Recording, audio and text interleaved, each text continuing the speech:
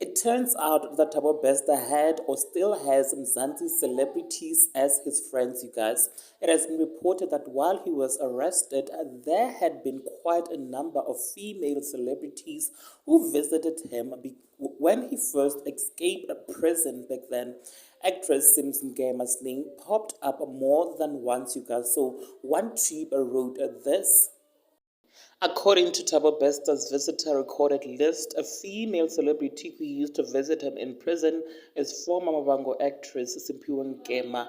An unknown person named Thomas Gumete visited Thabo Bester more than anyone, not the actor though. Mamkiza's name does not appear on the recorded list. Advocate Beru wrote on Twitter, you guys.